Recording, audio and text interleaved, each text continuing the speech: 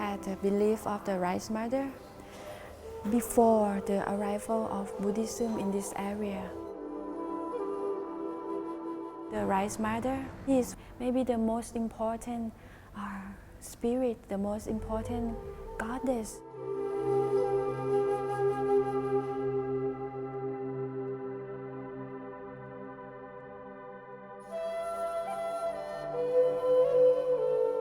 When Buddhism arrived, in the myth it said that people, they respect the Buddha and they forgot the Rice Mother.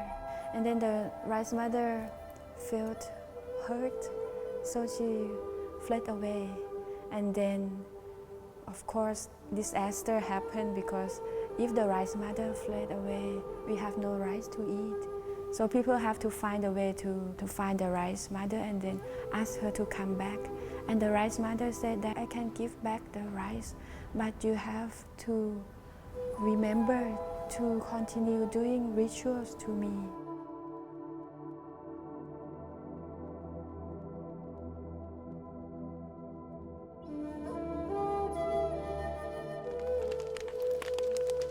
But right now, I think the Rice Mother has another big trouble, another big conflict with modern agriculture.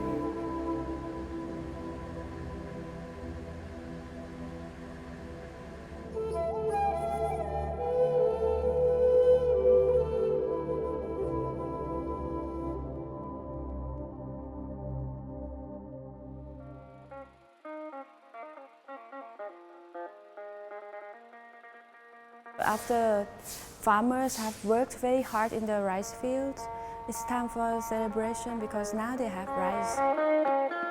If they have rice, it means they can live one more year.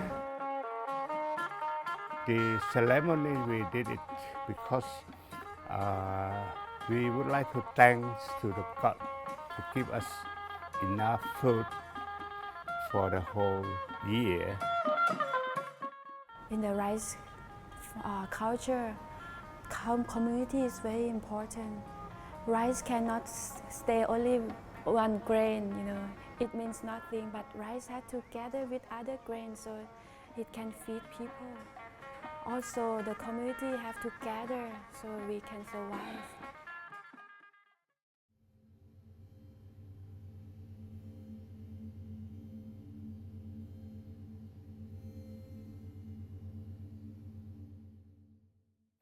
You have to pray for the God.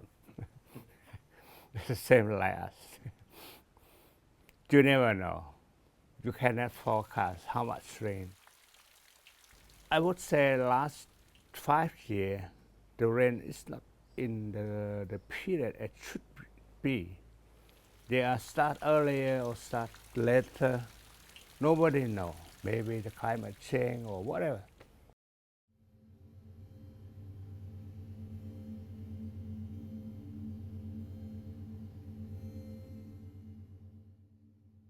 A big part of the rainfall that they get there is monsoonal. A lot of the farmers plant their crops based on when they expect the rains to come. And if the rains come sooner or later, then that can have a dramatic effect on the harvest of the agriculture. And obviously, the planet is getting warmer as a whole. But what I think a lot of people don't realize is that that's not happening the same everywhere. In other words, some places are actually getting cooler, some places are getting warmer, some places are getting wetter, some places are getting drier. One of the general findings tell us that it's really going to be farmers at low latitudes that are going to probably experience the greatest problems with climate change. And of course, those are going to happen at times when we're really struggling with issues of population growth and increasing demand. When you consider the effects of climate change, you have to really consider the level of vulnerability of the country that you're looking at, because certainly all nations are unequal when it comes to their level of vulnerability and their resilience and their adaptive capacity and these kinds of things. And that brings up this a moral dilemma, because it's really people in the northern latitudes that are emitting all the fossil fuels, and then the effects are going to be mostly felt by people at lower latitudes who really aren't emitting anywhere nearly as much. I think the industrial country They don't care about climate change. But the smaller country have to suffer because a big country produce more pollution. They play a bigger role. Who produce this big country, industry country? Here I don't have it. No pollution. I don't produce. I produce oxygen. You know, I'm really convinced that there is a direct link between this anthropogenic warming over the Indian and Pacific Oceans, which in turn is really affecting some of the poorest and most food insecure people on the planet. And I think that that has moral implications for all of us.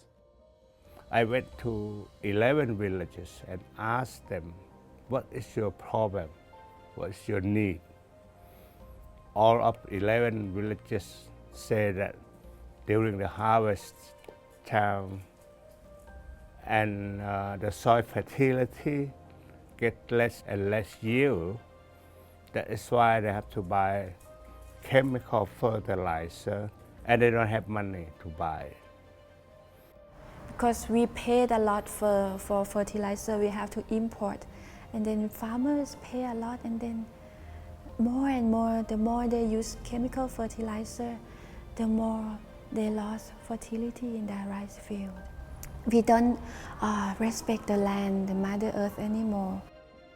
This different worldview really caused some of the environmental problems and also caused damage to farmers' health because they use chemical substance.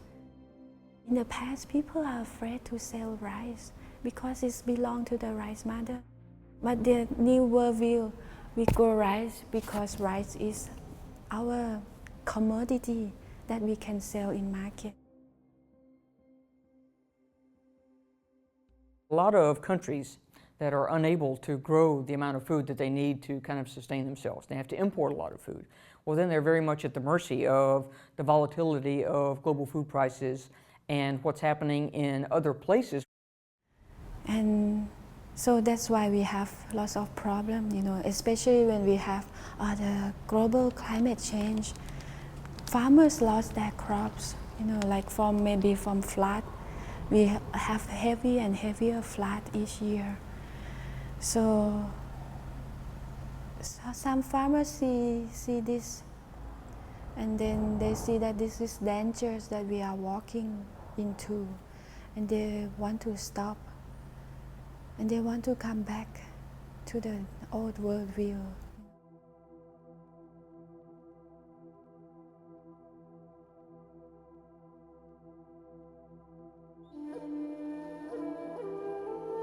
Newer is not always better. In the past, they had the methods that they had because they didn't have the technology, right?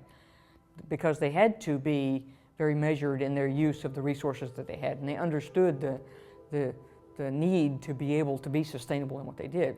And as it's become easier and more accessible in technology, it's kind of the downside to be able to say, well, yes, but this has had some unforeseen consequences, and now we're not using it in a sustainable way anymore, and maybe it's not so easy to go back to that. My worry about this is that when you look at things like the impact of climate change on, say, food production, the overall impacts are not going to be necessarily all that great, at least in the short run. If we get to 2100 and we don't stop, then we're in big trouble. I think I am both deeply concerned, if we make it to a +4 degrees Celsius warming, which is really what we're on track for. We're actually exceeding the most pessimistic projections at present because our emissions are so fast. And if we continue on that, that'll have a huge impact on a lot of the lower latitude places. We talk about destroying the planet, but what we really mean is destroying the planet as we know it. As some have said, what we're seeing right now is a new mass extinction that's occurring because of the rate of disappearance of many of these species. And they're disappearing rapidly. And who knows how much longer we'll be able to survive on this planet. The Earth isn't going anywhere anytime soon. but the life on this planet can change dramatically, and perhaps it's changing dramatically now.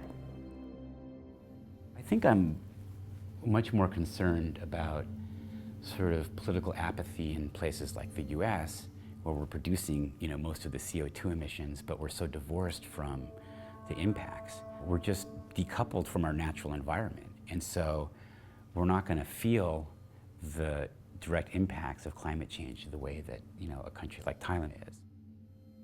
I think one of the things that we suffer from is that if a human being only lives for 75 years, give or take, then they're concerned about what's happening this week, about having a job and being able to feed themselves. They're much less concerned with what's going to happen in 50 years. They're even less concerned about what's going to happen in 100 years, and they're not at all concerned about what's going to happen in 1,000 years. It's not going to affect their behavior in any way. And so you have to make some choices. You have to say, well, I think it's important to leave the conditions equally or better than the conditions than when I came along, for the next generation and for the next generation, have that kind of a philosophy.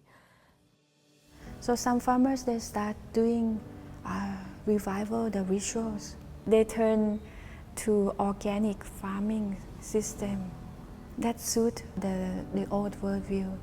I don't say that they still use, like buffalo and cart like in ancient way, because right now we have machines.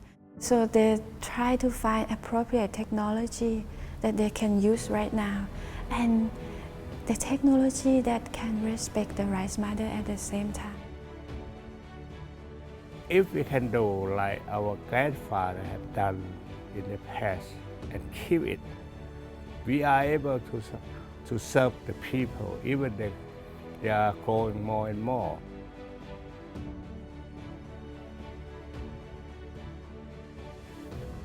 The farmer had better knowledge than me and the scientific and the teacher in the university.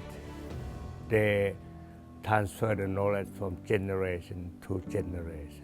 Don't teach them how to do it. But to solve the problem, might be we have a better knowledge. I also feel that industrial nations do have a responsibility to the other countries that are being affected by anthropogenic climate change, but have not been involved in causing it. Well, I certainly feel that as a human being, not necessarily as a scientist, that we all have a moral obligation to help each other.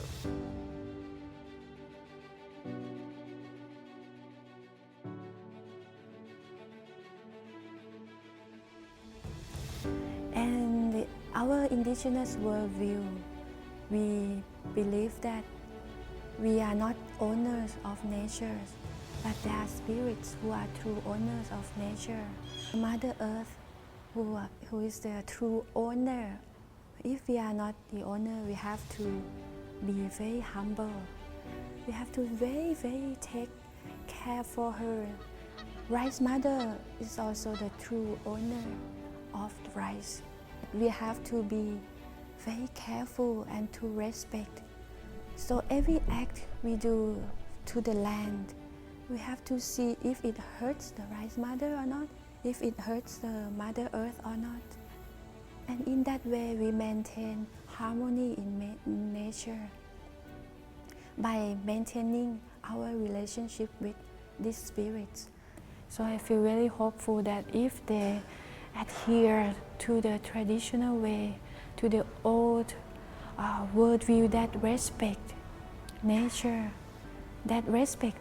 as our mothers. Mothers will take care of us also.